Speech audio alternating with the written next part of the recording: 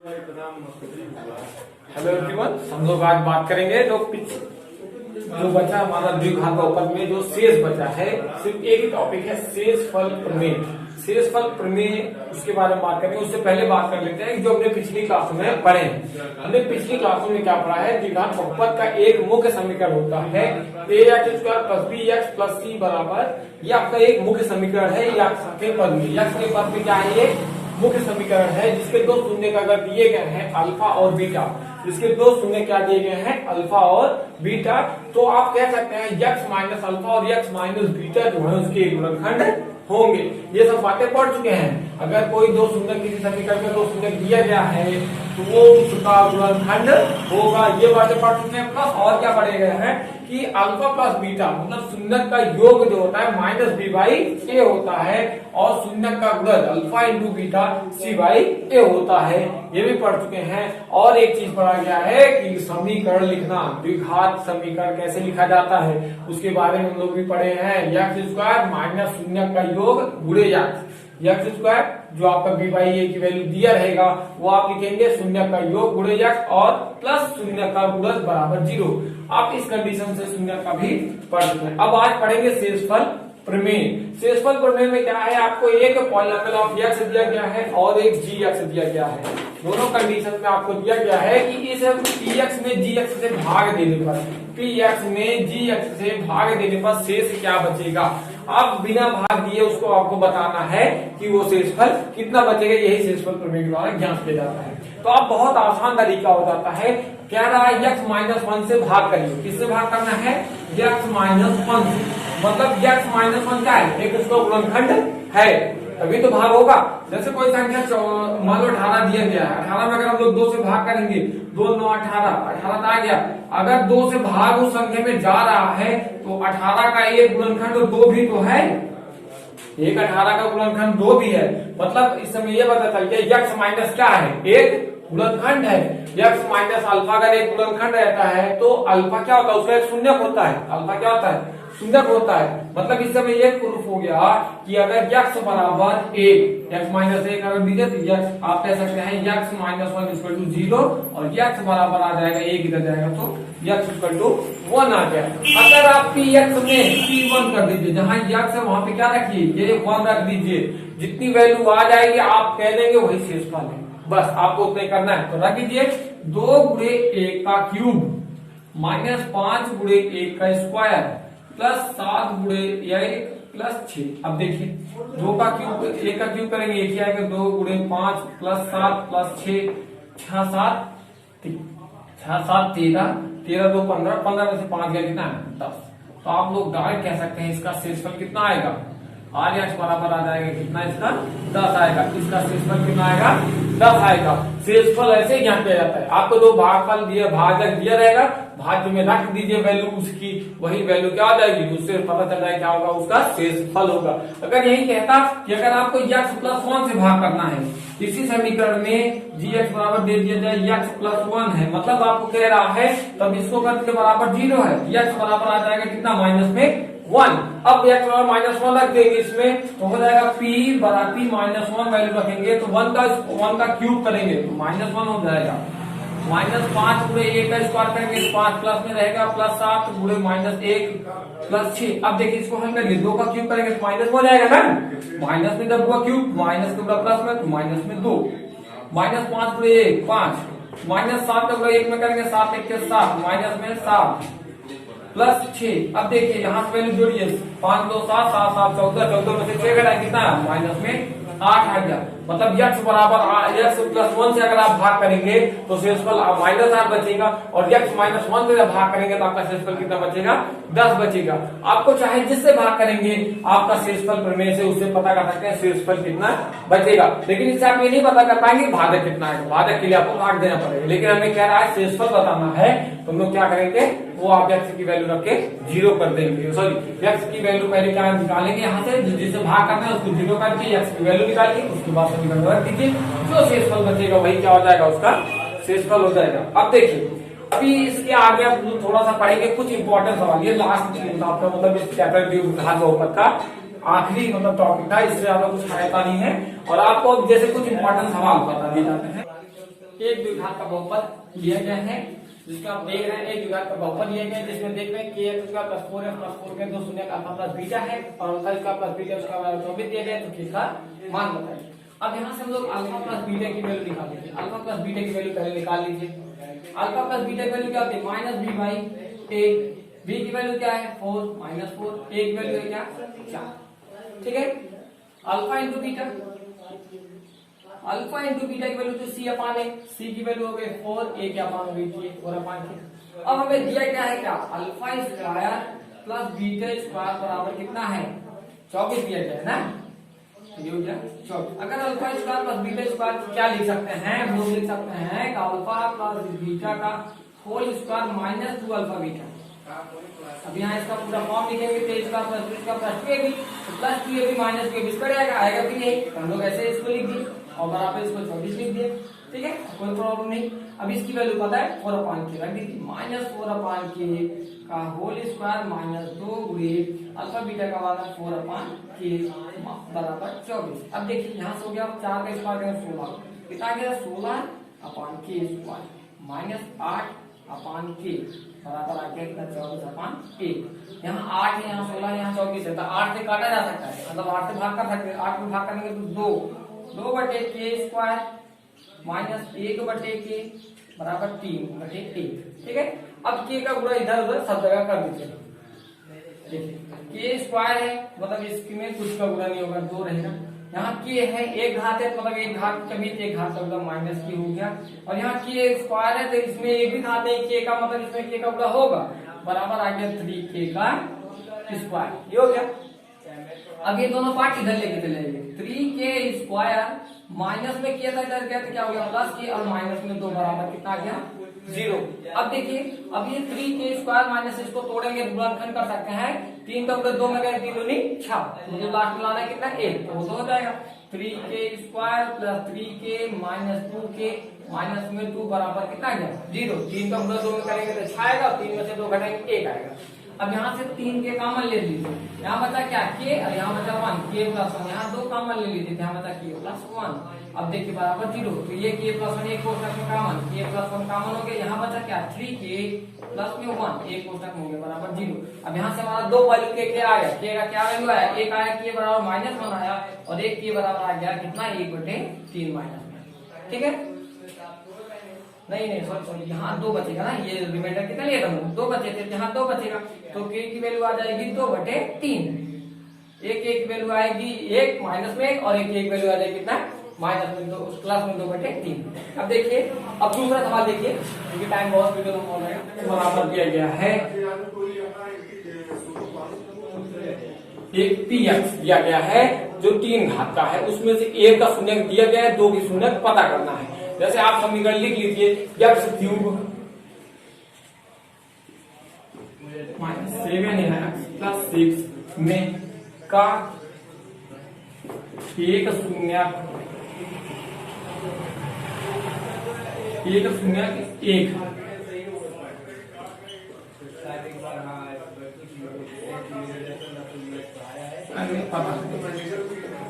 अन्य शून्य क्या करें? पता करें। अन्य को पता करें। देखिए 1 शून्य दिया गया है ना। अब क्या दिया गया? 1 शून्य दिया गया आपका -1 सॉरी प्लस 1 शून्य दिया गया है। एक द्विघात का बहुपद x cube minus 7x plus 6 का 1 शून्य 1 है तो अन्य पता करें। अब ये सवाल दिया गया है हम लोग क्या करेंगे? 1 शून्य क्या दिया गया? x मान लेंगे x बराबर क्या दिया गया है? 1 दिया गया। ठीक, मतलब अगर ये x बराबर 1 यहाँ रख देंगे पूरी वैल्यू क्या हो जाएगी? 0 हो जाएगी। ऐसे कर लीजिए p1 x का क्यूब 1 का क्यूब करेंगे 1 7 गुणे 1 प्लस 7 के 7 1 का क्यूब करेंगे 1 माइनस 7 प्लस 6 1 7 7 7 करके कितना 0 आ गया। मतलब हम लोग क्या किए? 1 शून्य क्या है? x बराबर 1 है तो x बराबर 1 इधर लेके आएंगे तो x माइनस 1 1 क्या होगा? दूसरा कंडीशन अगर 2 शून्य अगर 1 शून्य का अल्फा है तो x माइनस अल्फा क्या? उसका गुणनखंड है। तो अगर 1 शून्य 1 है तो उसका गुणनखंड क्या होगा? x माइनस 1 है। अगर ये गुणनखंड है तो उसमें समीकरण भाग देने पर क्या होगा? पूरा भाग चला जाएगा। तो हम लोग क्या करेंगे? भाग दे देंगे। किसमें भाग करेंगे? X cube minus 7 x plus में 6। आपको सिर्फ पहली गिनती पता करना है कितना एक्स की घात आ रही है, उसके बाद उसका घटता क्रम ही लिखना है मेरे साथ लोगों को। जितना घात आएगा उतने ही घात का घटता क्रम एक एक घटते चल जाएंगे। देखिए कभी आएगा वैसे। यहाँ एक्स की घात कितनी है? 1 है। एक्स की घात कितनी है? 1 है। यहाँ 3 है, मतलब एक्स की घात 2 लेके जाना है। ठीक है, यहाँ एक्स स्क्वायर का उपयोग दोनों में करेंगे, x cube minus x square. ठीक, अब देखिए यहाँ घटाएंगे तो एक्स क्यूब में से एक्स क्यूब करके प्लस में से ये कटेगा, ये बचा क्या? एक्स स्क्वायर बचा, यहाँ बचा माइनस 7 एक्स और प्लस में 6 बचा। ठीक है, अब देखिए कितना बताया था कि सिर्फ वही कंडीशन करना है कि एक अगर लिख लिए बस, उसके बाद आपको यही नोटिस करना है इसके सामने जो संख्या और जो चिन्ह लगा है वही यहाँ लिखना है, बाकी उसके घटते क्रम को लिखते चले जाइए। यहाँ प्लस है तो प्लस लिखिए और कुछ घटता क्रम में कोई अंक नहीं, मतलब अंक मत लिखिए। यहाँ एक्स की घात 2 था तो एक घात कम कर दिए 1 आ गया। अब एक कपड़ा इसमें करेंगे तो एक्स स्क्वायर माइनस एक्स, घटाएंगे तो ये माइनस हो गया, ये प्लस हो गया, ये कट गया। 7 में से 1 गया कितना है? माइनस में 6 और प्लस में 6। अब देखिए जहाँ इतना लिखा गया वही हम यहाँ लिखेंगे। यहाँ माइनस है, माइनस 6 है तो 6, बहुत इजी ट्रिक है। 6 है तो 6 लिखेंगे आप इसे क्या करेंगे? 6 का उपयोग इसमें करेंगे माइनस 6 और माइनस 6 का उपयोग माइनस 1 में करेंगे तो प्लस 6, घटाएंगे तो ये चिन्ह बदल गया, चिन्ह बदल कट गया, कितना है? 0 है। अब भागफल कितना है हमारा? भागफल जो आया उसी का आप गुणनखंड कर सकते हैं, आसान तरीका है। आसान तरीका है x square plus x minus 6 का गुणनखंड करना है। कितने लोग हैं जिसको नहीं आ सकता? क्योंकि इससे सरल गुणनखंड कोई नहीं हो सकता। आप क्या करेंगे? 6 को काट तोड़िए, 1 आ जाए, जैसे पिछले वाला ये इसको जोड़ सकते हैं। X square plus 3x minus 2x plus minus के बराबर आ गया कितना? 0। अगर यहाँ से हम लोग एक्स कॉमन ले लें, यहाँ बताइए एक्स माइनस एक्स प्लस 3, यहाँ से 2 कॉमन ले लेते हैं, यहाँ बताइए एक्स प्लस 3 बराबर आ गया कितना? 0 आ गया। अब देखिए दो कंडीशन में आप देखेंगे, यहाँ से एक बच रहा है एक्स प्लस 3, दूसरे में आएगा एक्स माइनस। इसमें ज्ञात करने हैं और जिसमें 2 शून्य दिए गए हैं, जिसके 2 शून्य, एक है 5/√3 और एक दूसरा वाला है -5/√3 है। क्या है? ये दोनों क्या है? इसके 2 अलग शून्य। ठीक है, एक शून्य 5/3 और एक दूसरा एक बहुपद दिया गया है 3x power 4 plus 6x cube minus 2x square minus 10x minus 5 के सभी शून्य ज्ञात करेंगे। हमें सवाल दिया गया है और इसके 2 शून्य के 5/3 और एक है माइनस 5/√3, शून्य 2 दिए गए हैं। तो देखिए 4 घात का है तो इसमें कितने शून्य होंगे? जाहिर बात है 4 घात के तो 4 शून्य होंगे। तो अगर ये शून्य दोनों दिए गए हैं, मतलब x बराबर अगर √5/3 रखेंगे उसकी वैल्यू क्या आ जाएगी? 0 आ जाएगी। और एक बार अगर x का वैल्यू -√5/3 रखेंगे तो भी ना आना चाहिए, 0 आना चाहिए। दोनों कंडीशन पे हमारा शून्य क्या होना चाहिए? शून्य है तो उसकी वैल्यू क्या आएगी?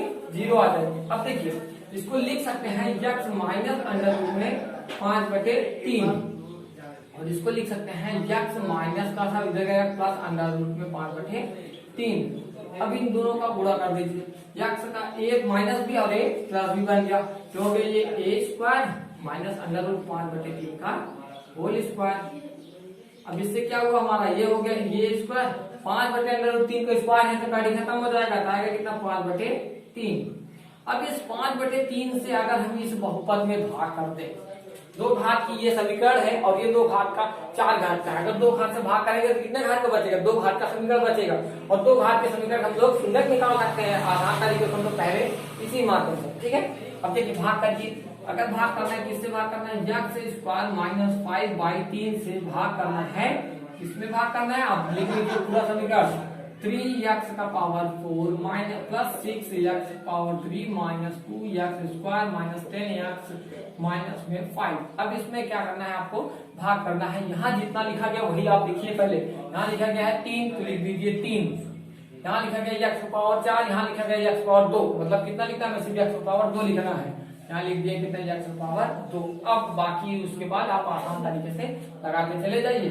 यहाँ 3x स्क्वायर का बड़ा x में करेंगे तो 3x पावर 4 हो गया ना।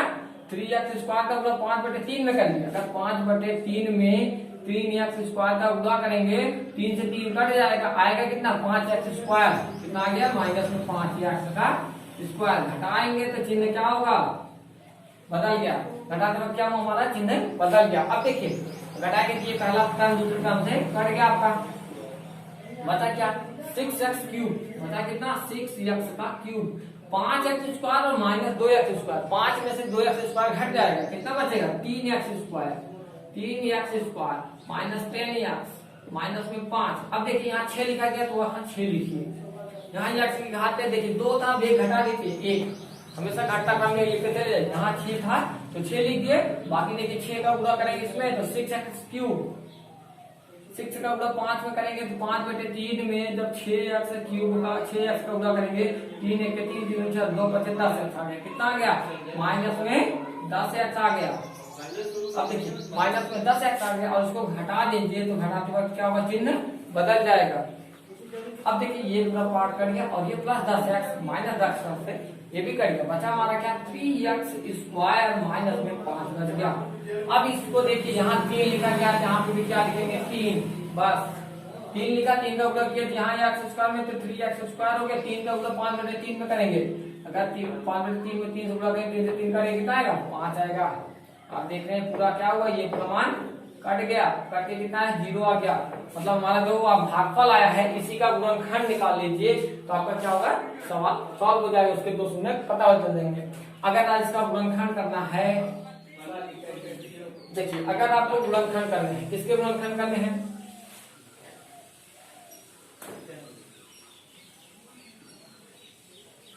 गुणनखंड करने हैं हमें, देखिए जो गुणनखंड करना है 3x² प्लस 6x प्लस 3 का गुणनखंड करना है, अगर 0 कर दीजिए, 3 से भाग करेंगे तो आ जाएगा क्या x² प्लस 2x प्लस 1 बराबर आ गया कितना 0। अब ये हो गया a² plus 2ab plus b² तो मतलब हो गया x प्लस 1 का होल स्क्वायर बराबर 0, तो मतलब हो गया ये x बराबर 1 माइनस 1 है, दूसरा भी कितना होगा x बराबर -1 ही वो भी होगा, मतलब 2 शून्य क्या हो गए हमारे पता चल गए, 2 शून्य दिए हो गए आपके और 2 शून्य पहले से दिया गया है, एक है 5/√3 और दूसरा वाला दिया गया है माइनस में 5/√3, ठीक है। देखिए क्या करेंगे, पहले दो शून्य दिए गए उसको सॉल्व कर लीजिए, 2 शून्य दिए गए है 5/√3 और एक है माइनस में 5/√3, तो दोनों क्या थे, इसको जब इधर लेके आएंगे साइड चेंज करेंगे तो चिन्ह बदल जाएगा, ये प्लस में था माइनस हो गया, ये माइनस में था ये प्लस हो गया। अब इन दोनों का आपस में गुणा किए, a माइनस बी और a प्लस बी का सूत्र लगा दिए, a² माइनस b² हो गया, a माइनस b² जब किया उसको आगे प्रोसेस किया तो a का स्क्वायर x² हो गया, b के स्क्वायर का स्थान पे था 5/3 कड़ी में तो कड़ी खत्म हो गया 5/3 आ गया। अब इसी संख्या से इस पूरे समीकरण में क्या किया भाग कर दिए, 4 घात का समीकरण था, 2 घात से भाग करेंगे तो 2 घात का बच गया, यहाँ 3x² था, हम भाग का बहुत अच्छा तरीका बताएं, 3 लिखा गया यहाँ 3 लिख दीजिए, यहाँ x की घात जितनी है 4 है, यहाँ जितनी है उसकी तुलना करिए, यहाँ 4 है यहाँ 2 है, मतलब कमी कितनी की है 2 की, x की घात 2 लिख देंगे, बस पहला पद लिखना आसान, थोड़ा सा सोच के लिखिए, उसके बाद आपका सीरियल क्रम घटता चला जाएगा। यहाँ पे 3 रखे उसके बाद इसका उधर दोनों में ये आपका आ गया, घटाया ये आ गया, फिर एक घटता क्रम में 6 था, यहाँ 6 लिखे, यहाँ 3 था 3 लिखे, यहाँ x² मतलब घटता क्रम x² और कितना अच्छा, ठीक है। अब देखिए सवाल दिया गया है 3 घात का समीकरण है, x³ plus 3x² minus 2ax plus b, ये दो गुणनखंड x प्लस 1 और x प्लस 2 हैं, तो a और b का मान बताइए, दो गुणनखंड क्या है x प्लस 1 और x प्लस 2 है, तो उसके क्या बताने हैं, दो मान बताने हैं a और b के। तो आप आसान तरीका देखिए, x प्लस 1 और x प्लस 2 गुणनखंड दे दिया गया है, मतलब अगर गुणनखंड है तो x बराबर, अगर x प्लस 1 गुणनखंड है तो x बराबर 1 रखने -1 रखने पर ये पूरा मान क्या होगा, px का मान क्या हो जाना चाहिए 0 हो जाना चाहिए, px का मान कितना होना चाहिए 0 हो जाना चाहिए। और अगर x प्लस 2 भी गुणनखंड है उसका, अगर 2 गुणनखंड है ना तो x बराबर भी -2 रखने पर, x बराबर कितना रखने पर -2 रखने पर, तो p2 भी बराबर कितना हो जाना चाहिए, यहाँ p1 कर दीजिए, p2 बराबर भी कितना हो जाना चाहिए 0 हो जाना चाहिए, मतलब दोनों कंडीशन को उसका पूरे मान को क्या करेंगे 0 कर देंगे।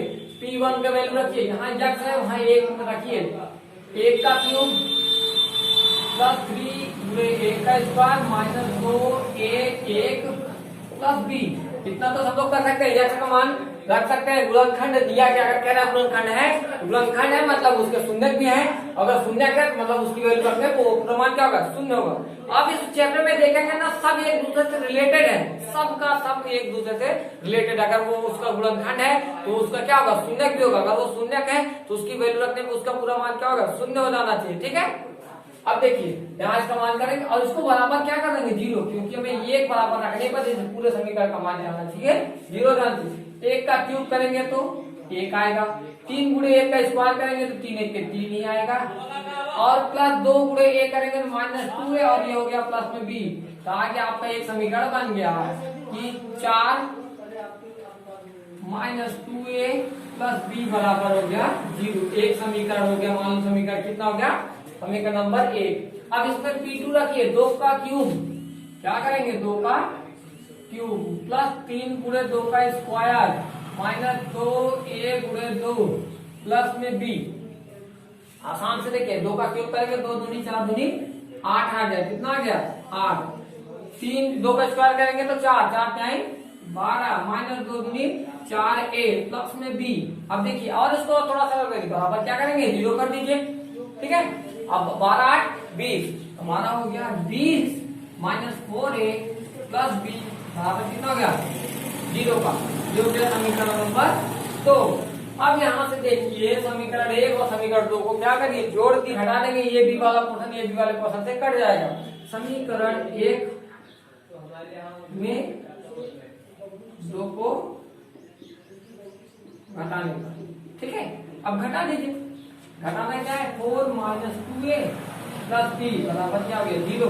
इसमें से घटा रहे हैं, घटाने चिन्ह क्या होगा, बदल जाएगा, -20 था प्लस में हो गया प्लस, ये देखिए भी कर दे रहे हैं, पहले बाद में घटाएंगे, प्लस b बराबर 0। घटाएंगे तो ये पूरा चिन्ह बदल जाएगा, तो चिन्ह बदलेगा, क्या क्या आएगा, -20 हो जाएगा, ये प्लस हो जाएगा, ये माइनस हो जाएगा, ठीक है। आसान से देखिए, ये b से b कट गया, ठीक। घटा रहे हैं +4 और -20, तो घटेगा कितना आएगा, माइनस में 16, और ये 4 में से 2 गया, ये प्लस में है, ये माइनस में, घटाया जाएगा बड़ी संख्या में से छोटी संख्या। 4 एक बड़ी संख्या, 4 में से 2 एक घटाएंगे तो 4 में से आएगा 2, तो आगे कितना 2a बराबर कितना आ गया 0। अब ये 16 माइनस में उधर जाएगा तो प्लस में हो जाएगा, 2a बराबर कितना आ गया 16, और a बराबर यहाँ से हमें पता चल गया कितना है 8। a बराबर कितना आ गया 8, क्योंकि 16 में 2 से भाग करेंगे, a बराबर आ गया 8। अब किसी भी समीकरण में रख के आप a की वैल्यू के b की वैल्यू निकाल लीजिए। तो यहाँ रख दीजिए, समीकरण 1 में a बराबर 8 रखने पर, अगर a बराबर 8 रखेंगे तो b का वैल्यू अपने आप आ जाएगा, तो 4 -2 गुणे 8 प्लस b बराबर आ जाए 0। 8 दूनी 16, 16 में से 8 का 4 घटा देंगे कितना है ना, माइनस में 12 प्लस b बराबर कितना आ गया 0। अब देखिए, तो b बराबर यहाँ से आ गया हमारा कितना, प्लस में 12। अब a की वैल्यू कितनी आई थी 8, और b की वैल्यू कितनी आ गई 12, ठीक है। Thank you. आज की वीडियो में बस इतना ही। अगर आपको हमारा वीडियो अच्छा लग रहा है, अगर कोई भी सवाल आपको फंस रहा है या फिर नहीं आ रहा है, तो आप उसको हमें कमेंट बॉक्स में बता सकते हैं। अगर अच्छा लग रहा है तो भी आप बता सकते हैं, और आगे के लिए हम लोग